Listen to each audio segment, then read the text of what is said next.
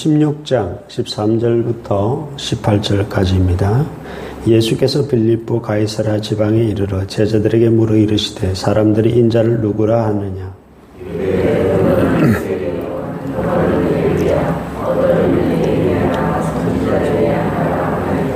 이르시되 너희는 나를 누구라 하느냐.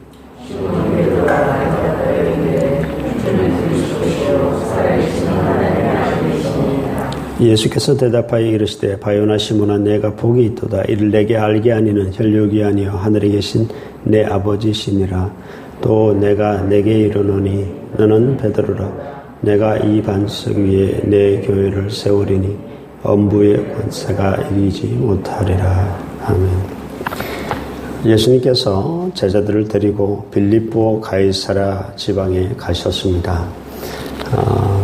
갈릴리 호수가 원래 이 헐몬산에서 발원하여서 그 물이 모아져서 이 갈릴리 호수를 이루는데요. 이 빌립보 가이사랴는 갈릴리 호수 북쪽 한 40km 바로 헐몬산 기슭에 있는 산 좋고 물 좋은 그런 아름다운 곳입니다.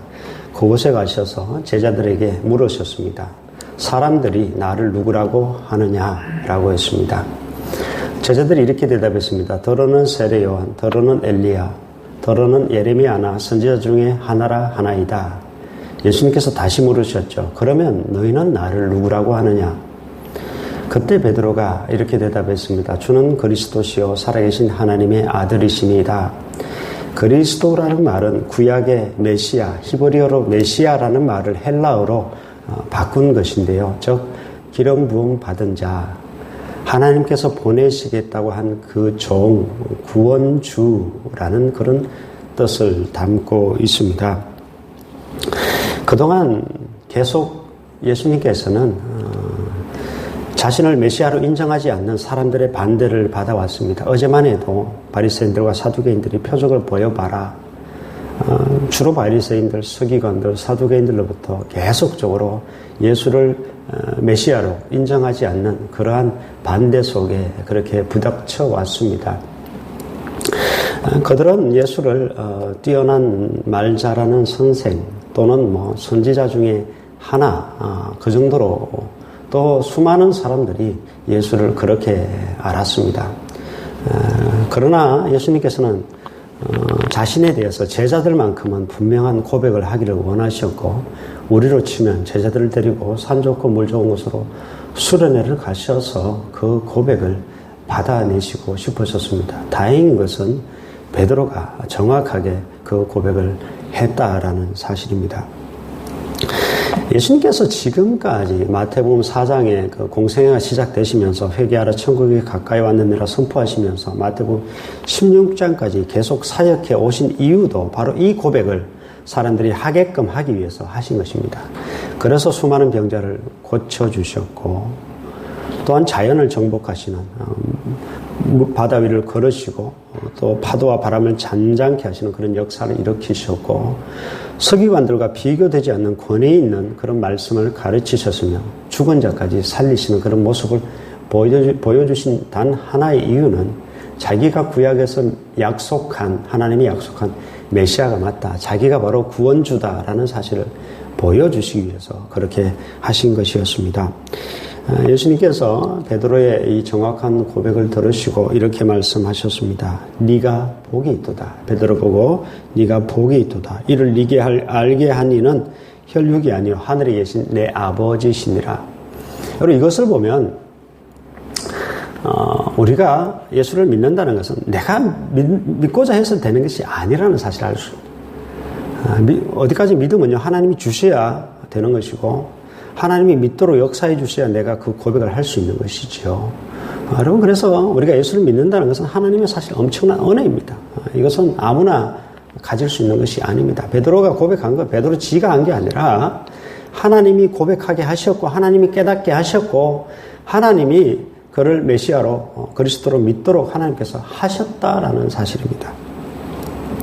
예수님께서 또 베드로에게 이렇게 말씀하셨죠. 내가 내게 이르노니 너는 베드로라. 내가 이 반석 위에 내 교회를 세우리니 엄부의 권세가 이기지 못하리라. 여기 보면 참 표현이 재밌습니다. 너는 베드로다. 근데 내가 이 반석 위에 교회를 세우겠다. 예수님께서요, 말장난을 하고 있습니다. 지금 언어 플레이를 하고 있다는 거죠. 베드로라는 뜻은 반석입니다. 너는 베드로지? 내가 이 반석 위에 교회를 세우겠다라는 말씀을 하셨거든요. 이게 무슨 뜻인가 하면 예수님의 이 말씀은 네가 한 이 고백 위에 내가 교회를 세우겠다. 이 말도 되지만은 베드로 너 위에 내가 교회를 세우겠다. 이 말도 됩니다.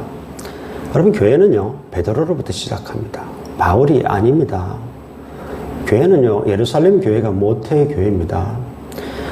오순절 성령 강림 사건 이후에 베드로가 설교하자 수많은 사람들이 회개하였고 바로 그로부터 시작한 즉 베드로가 첫 담임 목회자였던 그 예루살렘 교회로부터 이제 교회가 시작됩니다. 그러니까 베드로 네 위에 반석이라는 너 이름 위에 바로 너 위에 내가 교회를 시작하겠다라는 말씀입니다. 예수님께서 교회를 세우겠다라고 말씀하시면서 그 교회를 결코 음부의 권세가 이기지 못하리라라는 말씀, 약속의 말씀도 주셨죠. 음부의 권세라는 것은 사단과 또 뭐 악한 정부도 될 것이고 사단이 그 역사하는 그 모든 뭐 졸개들도 될 것이고 뭐 사단이 우리에게 주는 뭐 사망도 될 것이고 모든 것을 다 포함합니다. 그런데 교회는 결코 음부의 권세가 교회를 이기지 못한다라는 이야기입니다.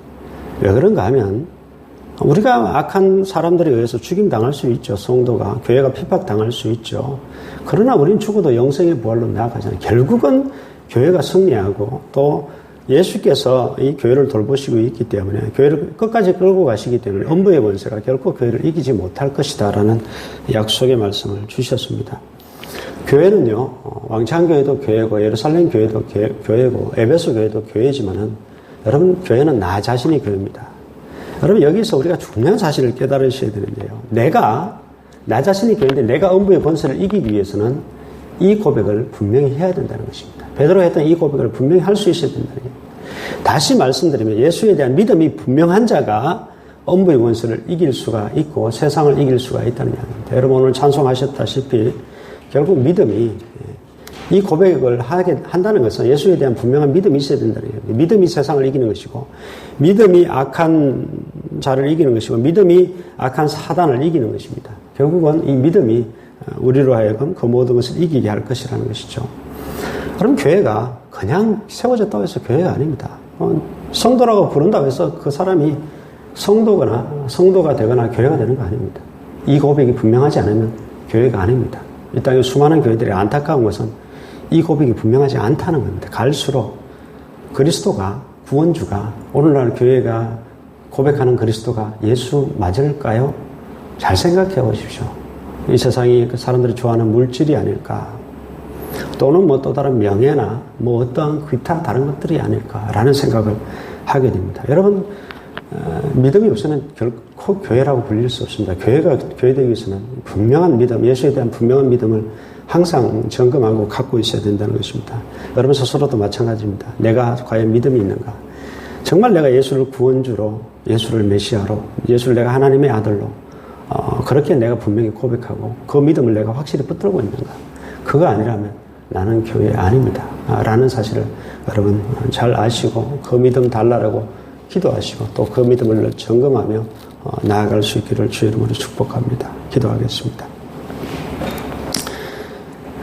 하나님의 아들 예수 그리스도께서 이 땅에 오셔서 이 고백을 받아내시기 위하여 지금까지 사역하셨습니다. 그리고 이 고백 위에 또 베드로를 시작하여 교회를 세우셨습니다. 하지만 이 땅의 교회들은 이 고백이 점점 희미해져 가고 있습니다. 또한 이 땅에 교회라고 일컬음받는 성도들 한 사람 한 사람조차 이 고백이 옅어져 가고 있음을 솔직히 고백합니다. 주님 불쌍히 여겨주셔서 다시금 교회가 온전한 믿음의 고백을 주님께 드릴 수 있도록 도와주시고 또 이 땅에 교회인 우리 한 사람 한 사람이 분명한 믿음의 고백을 주게 할 수 있는 저희들 되게 하셔서 음부의 권세를 이기고 세상을 이기고 그 모든 것을 이기는 그러한 믿음의 교회들 다 될 수 있도록 하나님 도와주시옵소서. 사랑이 많으신 예수 그리스도의 이름으로 기도드립니다. 아멘.